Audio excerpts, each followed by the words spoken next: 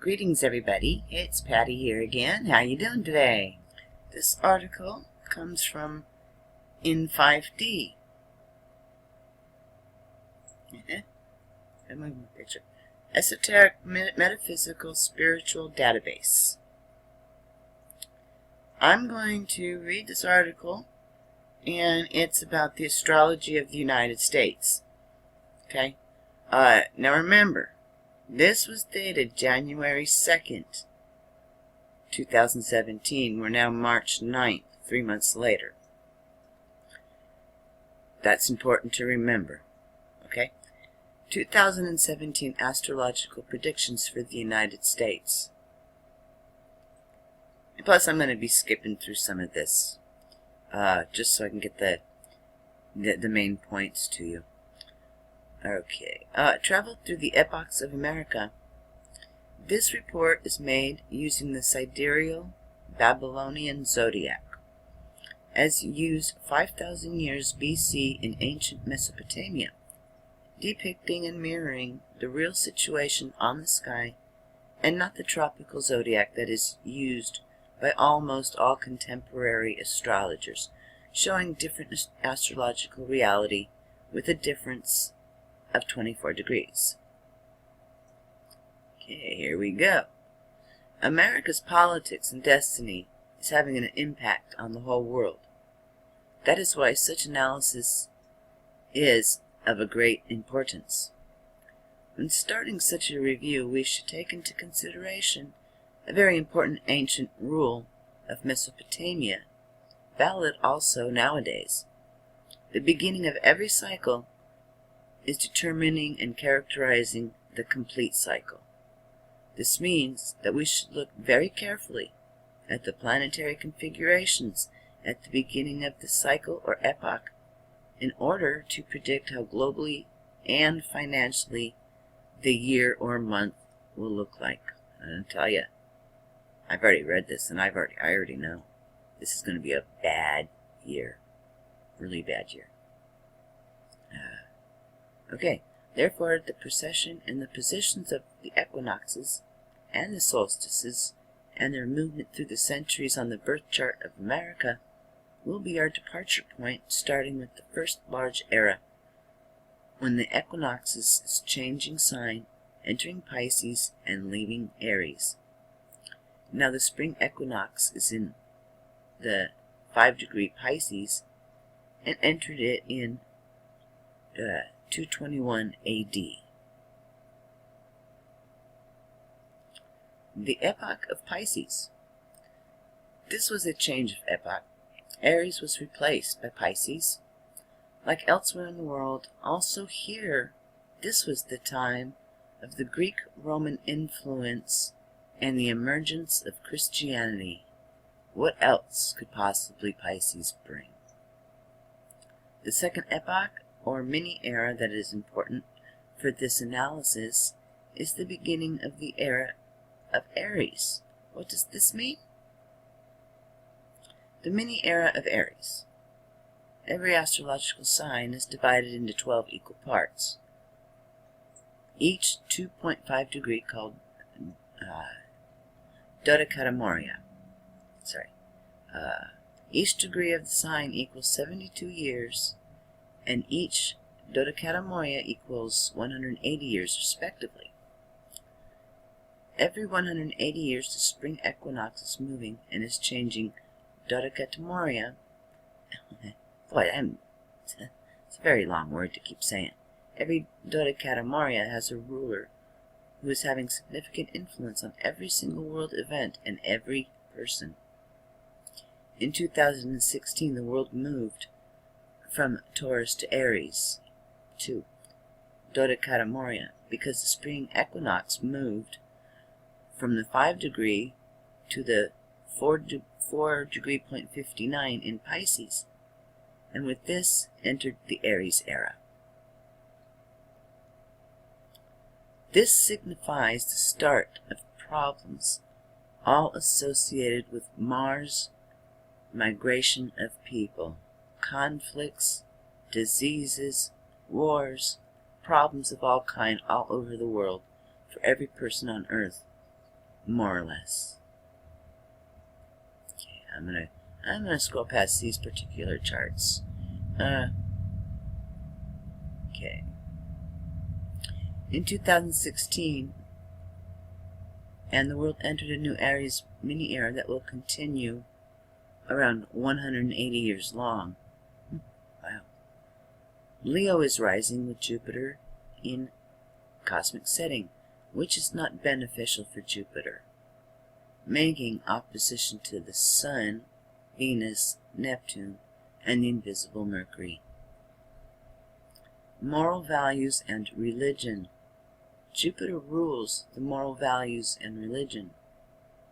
Being in a cosmic setting and receiving the above-mentioned opposition, I expect the coming Aries era to be one of violated moral values of people through the interference of politics and legislation that will be harming them continuously. Sounds like real life to me. Sounds like this is exactly what's going on. Oh, let's talk about the financial good stuff. Okay. No, we're all not going to be rich this year. Sorry. Well, the rich are rich, and they're going to get richer. Maybe. We'll see. Financial and real estate markets.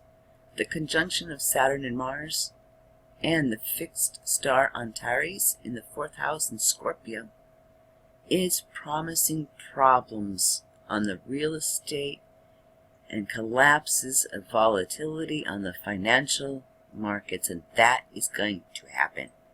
That's going to happen. Let's see. Okay. The two malefic planets will be causing troubles to the government and the ruler, which would be President Trump, okay, as they afflict the Sun in the 7th house. So, know what I'm saying here? Rigel, the fixed star of money, is on the meridian. It still will provide some financial benefits to this country. Since Mars is ruling the era, we cannot expect quiet times of peace and harmony. Boy, I hate to be the bearer of bad news. Sorry. We continue to narrow down the eras to reach a very significant for us now the point of the spring equinox of 2017, or first Nisan in Mesopotamia. Okay.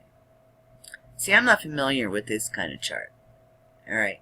I mean, it's similar to what I can read, but there's so many different languages in the variety of astrology out there that, you know, that's why I couldn't pronounce this one up here. Dodecatomoria. I've been studying astrology for over 6 years and I have never heard of that. So, I just learned something. But anyways, let's continue. So, the real estates are going to collapse. The financial market's going to collapse. Let's see. Keep going down here. Mars will be ruling the whole year. Right here. This can bring conflict and disharmony of any kind, and I know that to be true. Mars, when it's in your chart and it's activating a transit, that's a gnarly thing. Leo's rising again. The ruler of Leo is the Sun, and is opposing the ascendant and conjoined with Neptune and the invisible Mercury. The 7th and 6th houses are ruled by Saturn, and all this would mean that the President, Trump, will make some efforts to negotiate and make changes in the working environment, public health, Obamacare, less, and boosting up his military. Okay? You know, he's done all this already. We're only in March, and Well, check this out. With small or no result due to the aspect of Saturn. So don't count on Trump. I don't. He's just nicer to look at than Hillary. So anyways, Mars is conjoined with Venus, and the waxing moon are in the 8th house, where the spring equinox point is, and they receive disharmonious aspect from Saturn. By the way, the secret government worships Saturn. Alright?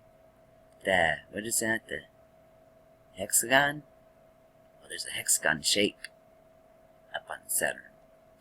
So anyways. So these people actually worship Saturn. Anyways. When Saturn is a MFer, if it's not on your side, if it's working against you, you may as well just stay home in bed and don't do a thing. Anyways, I get off track. Okay. So, this says here, because of the aspect of Saturn, that negotiations and, Trump wanting to make changes in the work environment and, rearrange Obamacare less and boost the military. He's done. That's why I asked you to remember the date of this article. Okay? The date of this article came out before Trump was even inaugurated. Mars is conjoined in Venus, with Venus and the waxing moon are in the 8th house, where the spring equinox... I did read that, didn't I? So sorry. Let's continue. Down here. The people. I like to talk about the people. Saturn rules the ascendant and the 12th house of secret enemies of the country, the secret societies, the weak, the infirm, those that need charity. I think that those groups of people will suffer the most in 2017. They might be manipulated by a secret force to revolt and create chaos. Money and national budget. The 2nd house is ruled by Jupiter and Venus. The Sun and Mercury are there, strong, and in a visible evening phase, receiving the Jupiter opposition. This is another indication of the increased costs, financial losses, and even bloated national budget. There is no good harmony between the charts of the first Nisan and the spring equinox of 2017. Therefore, I do not expect that the plans and the potentials of the year will be fulfilled. Neither do I. So, I'm going to leave this for you guys to read. National politics. National services will be given very special attention, but trading and economy plans of Trump will not likely be completely fulfilled. Okay. So, astrology is a proven thing. It's proven. It's a proven science. Government uses astrology. They use astrology, they use numerology, they use symbols.